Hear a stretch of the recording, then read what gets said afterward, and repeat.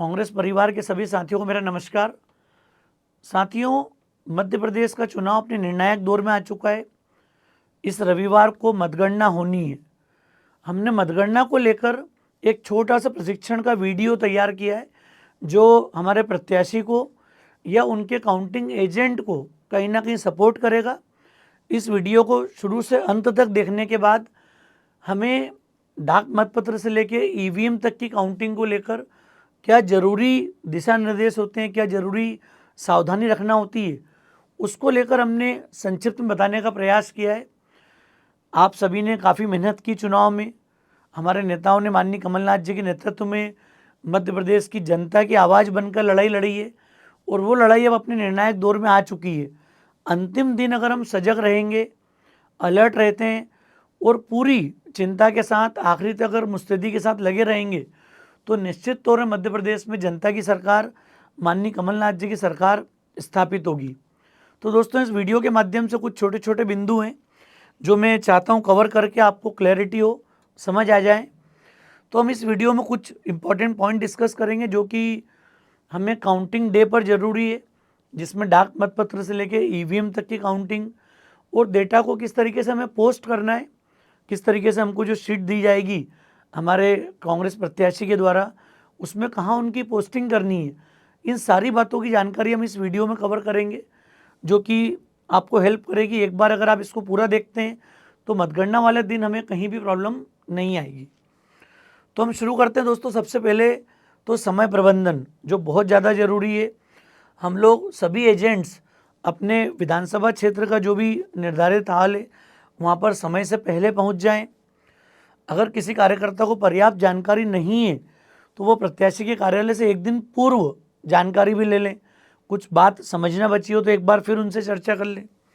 और सभी मतगणना एजेंट और प्रत्याशी और इलेक्शन हमारे जो प्रत्याशी वहाँ पर उपस्थित होंगे या उनके जो प्रतिनिधि हैं जिनको उन्होंने नियुक्त किया है, उनके संपर्क में रहें काउंटिंग के दौरान।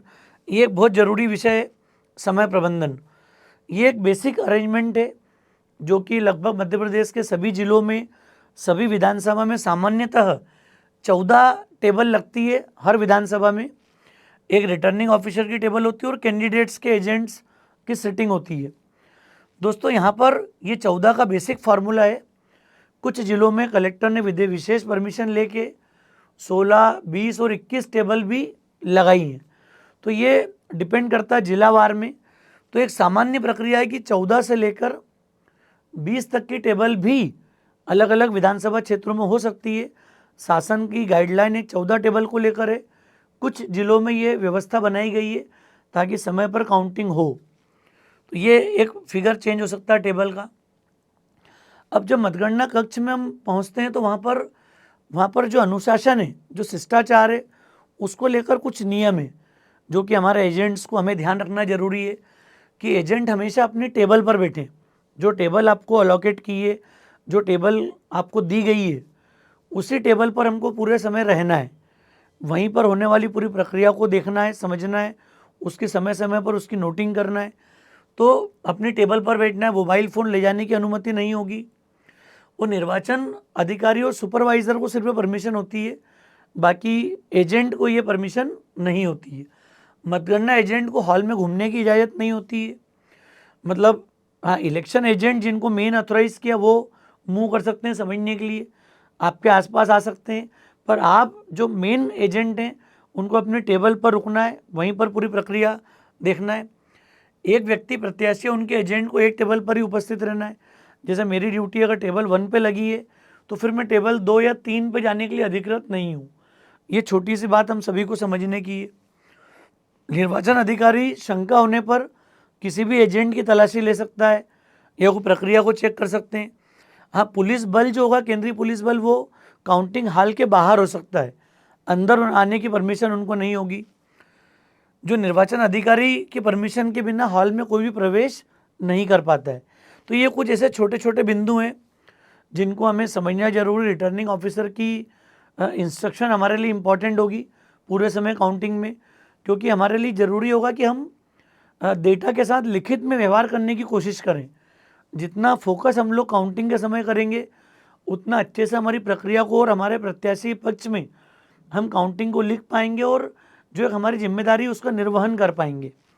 तो दोस्तों इसके बाद सबसे पहली जो प्रक्रिया हमारी शुरू होती है डाक मतपत्र की गिनती, क्योंकि 2 तरीके के होंगे। पहले डाक मतपत्र की गिनती होगी, उसके ठीक 30 मिनट बाद ईवीएम की गिनती प्रारंभ होना शुरू होगी। ये नियम है कि डाक मतपत्र की गिनती के आधे घंटे बाद ईवीएम की काउंटिंग शुरू की जाती है। तो ये बात थोड़ा सा आपको भी समझना है।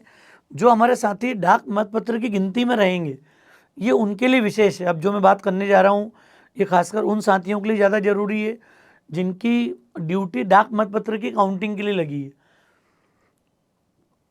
यहाँ पर 2-3 इंपॉर्टेंट बात है। नियम 54A के तहत डाक मतपत्रों की गणना सबसे पहली बार होगी, पहले चरण के रूप में होगी। यहाँ पर ये काम ईवीएम के पहले सामान्यतः पूरा किया जाता है, पर जहाँ पर डाक मतपत्र ज़्यादा संख्या में वहाँ पर डाक मतपत्र की काउंटिंग चलती रहेगी। आधे घंटे बाद ईवीएम की काउंटिंग शुरू हो जाएगी। तो ये नियम है कि 30 मिनट बाद ईवीएम की काउंटिंग शुरू की जाती है। ये क्लियरिटी आपको होना जरूरी है। डाक मतपत्र गिनती निर्वाचन अधिकारी की टेबल पर होगी, मतलब जहाँ भी आरओ की टेबल है, रिटर्निंग ऑफिसर की टेबल है, वहाँ पर डाक मतपत्र की गिनती होगी। और आरओ को सहयोग करने के लिए वहाँ पर जो असिस्टेंट रिटर्निंग ऑफिसर की नियुक्ति की जाती है, जो इस प्रक्रिया को अंजाम देते हैं, जो इस प्रक्रिया को पूरा फिनिश करते हैं। अब गिनती शुरू होने के लिए निर्धारित समय से पहले प्राप्त सभी डाक मतपत्रों को वहाँ पर लाया जाएगा। मतलब बीच में एक बार सारे डाक मतपत्र आपके सामने आ जाए। सबसे बड़ी बात यह कि जो भी डाक मतपत्र निर्धारित समय के बाद आएंगे फॉर्म 13C के लिफाफे नहीं खोले जाएंगे। अगर एक बार डाक मतपत्र की काउंटिंग शुरू हो गई है तो फॉर्म 30C के लिफाफे नहीं खोले जाएंगे। उसके बाद अगर वो समय पे आ गए तो वो काउंटिंग में लिए जाएंगे। उन्हें अस्वीकार किया जाता है और उस पर विवरण अंकित करके सीलबंद पैकेट में अलग रखा जाता है। फिर वो बाद की प्रक्रिया में हमारे प्रत्याशी और उनके जो भी निर्धारित एजेंट और प्रतिनिधि होंगे वो आपको आगे गाइडलाइन उस विषय में दे सकते हैं। वहाँ पर डाक मतपत्र की गणना में 2 इंपॉर्टेंट बातें यहाँ पर। ये 2 तरह के होते हैं कि इलेक्ट्रॉनिक तरीके से प्रेषित किए गए डाक मतपत्र हैं और दूसरे सामान्य डाक मतपत्र जिनको पोस्टल बैलेट या नॉर्मल डाक मतपत्र बोलते हैं हम लोग। तो ये 2 तरीके के होते हैं। दोनों ही डाक मतपत्र की गणना एक ही तरीके से होती है। मतलब जब इनकी काउंटिंग होगी पोस्टल बैलेट की तो वो तरीका एक ही होगा, सिर्फ वेरिफिकेशन करने की प्रोसेस अलग अलग है। मतलब वो डाक मतपत्र वैलिड है या नहीं है उसकी प्रक्रिया में छोटा सा अंतर होता है। बाकी काउंटिंग की प्रक्रिया दोनों की सेम होती है क्योंकि भौतिक आधार पे होगी वो सामने। जो इलेक्ट्रॉनिक वाले डाक मतपत्र हैं इनको QR कोड से स्कैन करके वेरीफाई किया जाता है। मतलब QR कोड से वेरीफाई किया जाएगा कि जो फॉर्म एनवलप डाक मतपत्र आपको जारी किया गया था वही हमको रिसीव हुआ है या नहीं हुआ है। तो ये QR कोड को स्कैन करके किया जाता है। नॉर्मली हम कोशिश करें, हमारे प्रत्याशी कोशिश करें कि वहाँ पर जो व्यक्ति की ड्यूटी हो वो थोड़ा सा टेक्निकली इक्विप्ड हो, थोड़ा टेक्नोलॉजी समझते हों, वो QR की स्कैनिंग समझ पाए, कोड स्कैनिंग समझ पाए। ऐसे साथ ही वहाँ पर ज़्यादा उपयोगी साबित होंगे। तो दोस्तों बाहरी लिफाफे को चेक करना, QR कोड को स्कैन किया जाता है, ये मेन प्रोसेस रहती है यहाँ पर उसको वेरीफाई करने के लिए। डाक मतपत्र की जब भी गणना होती है तो वेरिफिकेशन होने के बाद सबसे ज़रूरी बात क्या होगी कि जो आंतरिक लिफाफे हैं उनकी क्रम संख्या का मिलान करना है। मतलब ये लेयर मैंने सामने आपके शो की है। सबसे इंटरनली फॉर्म 13A है जिससे डाक मतपत्र जो जिनने वोट दिया है, चाहे वरिष्ठ जन ने दिया हो या फिर जो हमारे शासकीय कर्मचारी हैं उन्होंने जो वोट दिया फॉर्म 13A है वो। उसके ऊपर एक इंटरनल एनवलप होता है जो फॉर्म 13B है, ये उसमें कवर्ड है। ये मैप्ड होती है दोनों, इनके नंबर भी डिसाइडेड होते हैं। और इसके बाद एक बाहरी लिफाफा होता है जो फॉर्म 13C है। ये लेयर आपको मिलेगी हमेशा डाक मतपत्र के साथ में। ये बहुत इंपॉर्टेंट है समझना, इसको देख लें आप प्रॉपर तरीके से कि ये लेयर आपको वहाँ पर दिखेगी जब भी डाक मतपत्र काउंटिंग के लिए आपके साथ आते हैं। और हमें क्या करना है, लिफाफे में 13A में दी गई क्रम संख्या का मिलान करना है। मतलब लिफाफे में जो पहले पोस्टल बैलेट का जो नंबर है वो नंबर दोनों में दिया रहता है क्योंकि जब इशू किया जाता है तभी वो नंबर दोनों तरफ एक जैसा होता है। तो वही बैलेट आपको रिसीव हुआ है काउंटिंग के समय, इसको सुनिश्चित हमें करना रहता है यहाँ पर। अब जब डाक मतपत्र की गिनती शुरू होगी तो 2-3 बिंदु जरूरी हैं। सबसे पहले वैलिड डाक मतपत्र गिनेंगे, जो डाक मतपत्र वैलिड काउंट होंगे उनकी गिनती होगी, और हमारे प्रत्याशी को जो वोट मिले उनके पक्ष में उसकी काउंटिंग होगी। हालांकि हमको दोनों के बारे में जानकारी रखना है कि हमारे जो विपक्षी पार्टी के या जो प्रमुख उम्मीदवार हैं चुनावी मैदान में, उनकी काउंटिंग को भी आपको दिमाग में रखना है।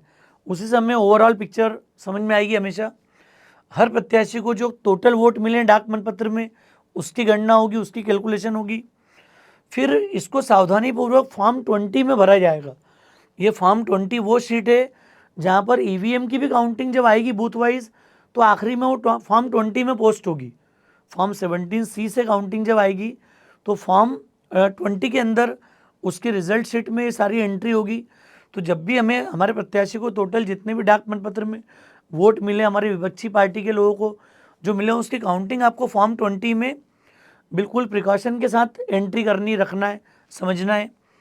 और डाक मतपत्र की गणना राउंड की रिजल्ट की घोषणा सभी प्रत्याशियों के लिए एक साथ होगी। मतलब अगर हमारे यहाँ 8 या 10 प्रत्याशी हैं तो डाक मतपत्र मान लिया 2000 मतपत्र मान लिया डलें, तो वो सभी प्रत्याशी को किसको कितने प्राप्त हुए एक साथ सभी की घोषणा की जाएगी। यहाँ पर सभी वैध मतलब वैलिड और इनवैलिड जितने भी हमारे डाक मतपत्र हैं उनको अलग अलग बंडल बना के सील किया जाएगा। मतलब वैलिड का अलग बंडल होगा, इनवैलिड का बंडल अलग बन जाएगा, और विधानसभा का नाम, उसकी तारीख, सारी जानकारियाँ उस पर लिखने के बाद उसको अलग रख दिया जाएगा।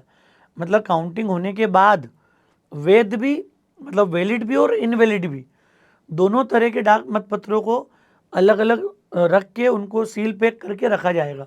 ये मेन हमारी काउंटिंग की प्रक्रिया होगी समझने की। एक ज़रूरी बात हमें समझना है कि डाक मतपत्र किन परिस्थितियों में निरस्त होता है। सबसे पहले तो यदि कोई वोट दिया गया नहीं हो, आपको खाली डाक मतपत्र दिख रहा हो और किसी भी मतदाता ने उसमें सील नहीं लगाई कि मतलब किस उम्मीदवार को देना है वोट, ये डिसाइड नहीं है, तो ये निरस्त होगा वोट। एक से ज़्यादा प्रत्याशी को अगर वोट दे दिया गया है तो भी वो निरस्त की कैटेगरी में जाएगा। यदि मतपत्र जाली हो या छत विक्षत हो, फटा हो, कटा हुआ मतपत्र हो, तो भी वो रिजेक्शन की कैटेगरी में जाएगा उस केस में। या फिर डाक मतपत्र के साथ जो कवर बी जो 13B अगर प्राप्त नहीं हुआ है तो भी वो रिजेक्शन में जाएगा, क्योंकि डाक मतपत्र 13B से उसके नंबर को मैच करता है, उसके बाद उसकी वैलिडिटी तय होती है यहाँ पर। इसके बाद मतपत्र में दिए गए वोट के विषय में अगर आपको शंका है कि किस प्रत्याशी को मिला है, आपको यहाँ थोड़ी सी सावधानी रखना है कि वोट हम थोड़ा सा मतलब यहाँ पर इस बात की सावधानी देख सकते हैं कि ये एक्चुअल में किस प्रत्याशी को लेके जा रहा है, तो उसके अनुसार हम वहाँ पर निर्णय ले सकते हैं अपना। वोटर की लिखावट को लेके या ऐसा कुछ मतलब आपको अंदेशा दिख रहा हो कि उससे किसी मतदाता की पहचान हो सकती है तो भी वोट निरस्ती की कैटेगरी में जाता है। तो ये कुछ बेसिक बिंदु हैं जो बताते हैं कि डाक मतपत्र किन परिस्थिति में निरस्त हो सकता है। अब हम बात करेंगे ईवीएम से काउंटिंग को लेकर, जो कि बहुत ज़्यादा जरूरी है, क्योंकि डाक मतपत्र के लिए तो 2 या 3 हमारे जो प्रतिनिधि होंगे वही इस काम को कर लेंगे। अधिकांश जो हमारे मतगणना एजेंट हैं उनका ईवीएम की टेबल के साथ काउंटिंग में उनकी ड्यूटी रहेगी, वहाँ पर उनकी मौजूदगी रहेगी, तो उन्हें बहुत ज़्यादा प्रिकॉशन यहाँ पर रखना होगी। अब हम बात करेंगे कि ईवीएम के साथ जो वोटिंग हुई है, ईवीएम में जो वोट दर्ज हैं उनकी काउंटिंग किस तरीके से होती है। सबसे पहले एक फ़ोटो आपके सामने अभी है जो बताता है कि ये जो राइट में मुझे दिख रहा है ये ईवीएम जहाँ पर हमने वोटिंग की थी, ये वो बैलेट यूनिट है पूरी, जो काउंटिंग के दौरान आपके सामने नहीं आएगी। आपके सामने ये कंट्रोल यूनिट आएगी। कंट्रोल यूनिट आपके सामने काउंटिंग के लिए लाई जाएगी। तो जिसमें वोट डला है ये मशीन आपके सामने नहीं आएगी। जो कंट्रोल यूनिट है जिसमें वोट स्टोर हुआ है, जिसकी मेमोरी में वोट स्टोर हुआ है, ये मशीन आपके पास काउंटिंग के लिए आपके टेबल के सामने लाई जाएगी। अब ये मैंने राउंड 1 में एक 14 के हिसाब से लिखा है कि राउंड 1 में बूथ वाइज 14 बूथ की हो गई, कहीं 16 या 18 अगर टेबल लगेगी तो 16 या 18 बूथ की एक साथ ईवीएम आएगी पहली बार में, जिसको राउंड 1 बोल रहे हैं हम यहाँ पर। वैसे ही जब राउंड 2 होगा तो उसके आगे के बूथ की काउंटिंग की टेबल आ जाएगी। अगर मैं 14 के एग्जाम्पल से बात करूँ यहाँ पर, तो पहले राउंड में 14 बूथ का डेटा ईवीएम आ गई हमारे पास। फिर राउंड 2 में अगली 14 बूथ की ईवीएम आ गई। इससे हमारे राउंड वाइज कैलकुलेशन आएगी कि राउंड वाइज हमारे प्रत्याशी की स्थिति क्या है उस विधानसभा में। तो ये एक बेसिक सैंपल है समझने के लिए। ये मैं बार बार आपको नोट कर रहा हूँ, सामान्य में 14 है, लेकिन आप ये तय कर लेंगे कि प्रत्याशी को जानकारी दी है जिला निर्वाचन अधिकारी के द्वारा कि वहाँ पर इस अरेंजमेंट को अगर उन्होंने बदला है तो 16, 18, 20 टेबल अगर लगाई गई हैं तो वो उसकी सूचना आपके संबंधित प्रत्याशी को मिली है यहाँ पर। अब सबसे पहली जरूरी बात, ईवीएम जिस बॉक्स में हमारे सामने आती है, इस बॉक्स में सबसे पहले तो हम ये चेक कर लें कि उसकी सील प्रॉपर लगी कि नहीं। मतलब ये जो सील कवर्ड है जिसमें हमारी ईवीएम सुरक्षित है वोटिंग के बाद, ये प्रॉपर सील बंद है कि नहीं है, इसकी सील को चेक कर लें कि वो सुरक्षित है कि नहीं।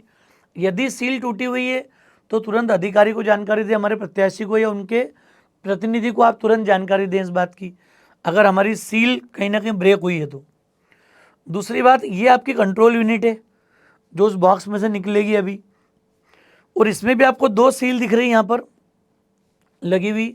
यहाँ पे ये जरूर ध्यान रखना है कि वोटिंग जो मशीन है, जो कंट्रोल यूनिट है हमारे पास, इसकी पोलिंग एजेंट को जो फॉर्म 17C मिलता है, तो जिस दिन वोटिंग डली होगी तो हर बूथ पे हमारे एजेंट को फॉर्म 17C साइन करके दिया जाता है वहाँ पर प्रिसाइडिंग ऑफिसर के द्वारा।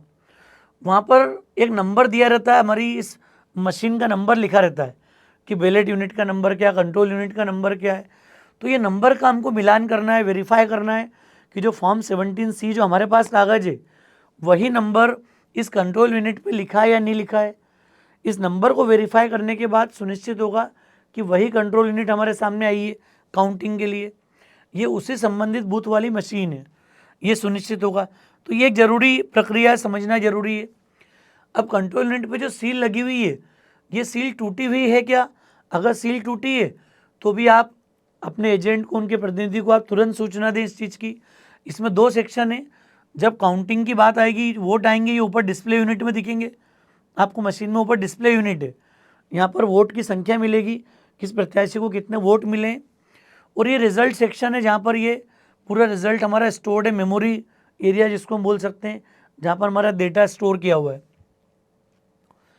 अब ये एक बड़ी इंपॉर्टेंट बात है जो समझना जरूरी है हम सभी को, कि जब भी रिजल्ट सेक्शन को ओपन करते हैं तो एक ये हरे रंग की एक पेपर को चेक करना है हमको, दिख रहा है, और ये हरे रंग की पेपर पे भी एक नंबर डला रहता है। वो नंबर आपको फॉर्म 17C में नीचे नीचे आपके प्रत्याशी ने मार्क करके दिया हुआ है, ये नंबर का आपको मिलान करना है। ये इस पर हमारे पोलिंग एजेंट के हस्ताक्षर भी होंगे। ये पेपर अगर कहीं पे कटा फटा हो, ये जो ग्रीन पेपर आपको सेंटर में दिख रहा है, ये कटा फटा है, मतलब यही वो पॉइंट है जहाँ से ईवीएम में छेड़छाड़ हो सकती है, उसको खोला जा सकता है। ये पेपर बड़ा सेंसिटिव है, ये अगर कंप्लीट है, कहीं पर टूट फूट नहीं है, तो ये सुनिश्चित करता है कि ईवीएम हमारी सेफ है, हम काउंटिंग के लिए आगे बढ़ सकते हैं यहाँ पर। तो ये एक बड़ा ज़रूरी बिंदु है समझने के लिए हमारे।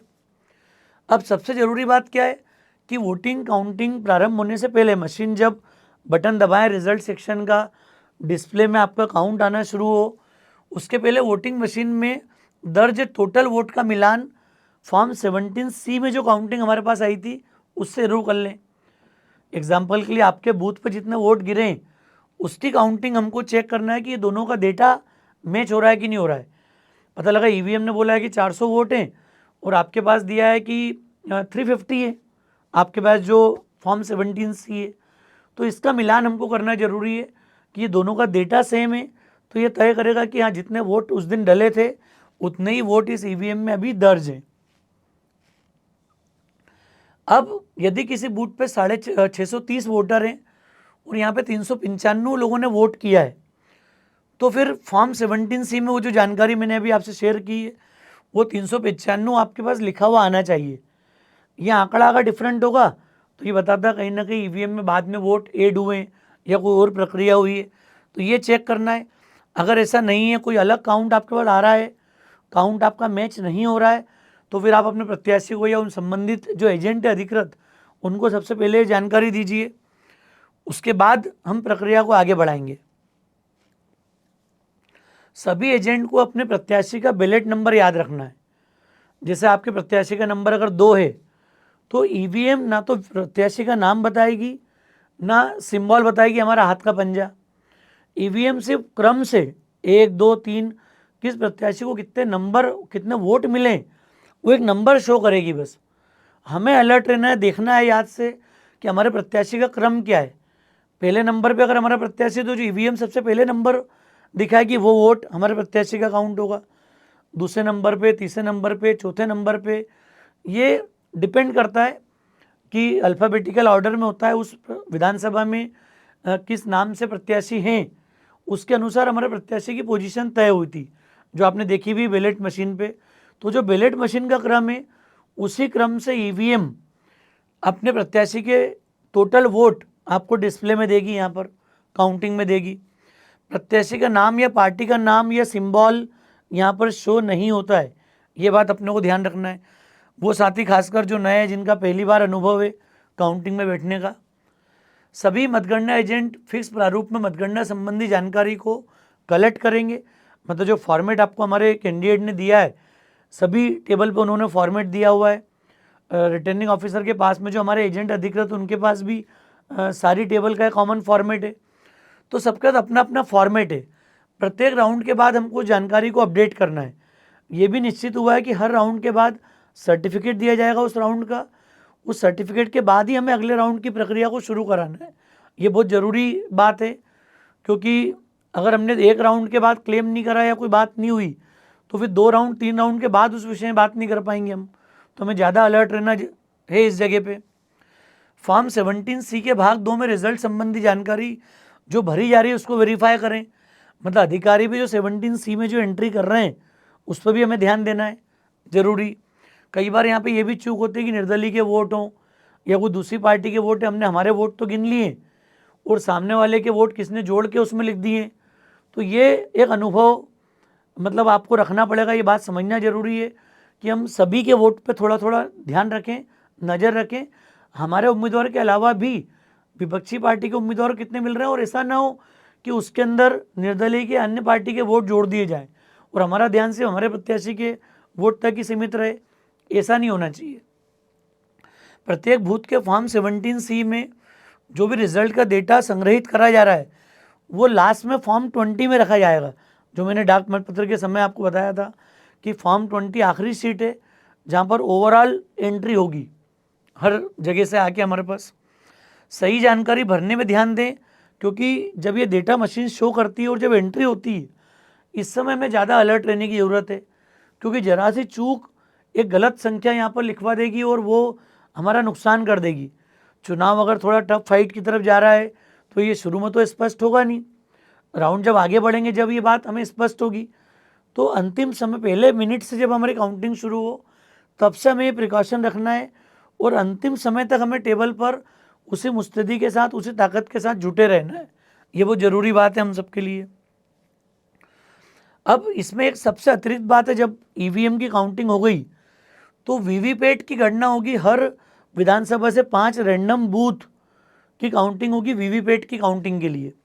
तो वीवीपैट मशीन आपको लगा होगा, याद होगा कि वोट डालते समय पड़ोस में वीवीपैट की मशीन थी। जिस व्यक्ति को हमने वोट किया है, मान लिया हमने कांग्रेस के प्रत्याशी को वोट दिया है तो वहाँ से कांग्रेस प्रत्याशी को सिंबल पे वोट जाता हुआ दिखा था, कुछ सेकंड के लिए आपने देखा और वो फिर डिस्कनेक्ट होकर बॉक्स के अंदर गिर गई।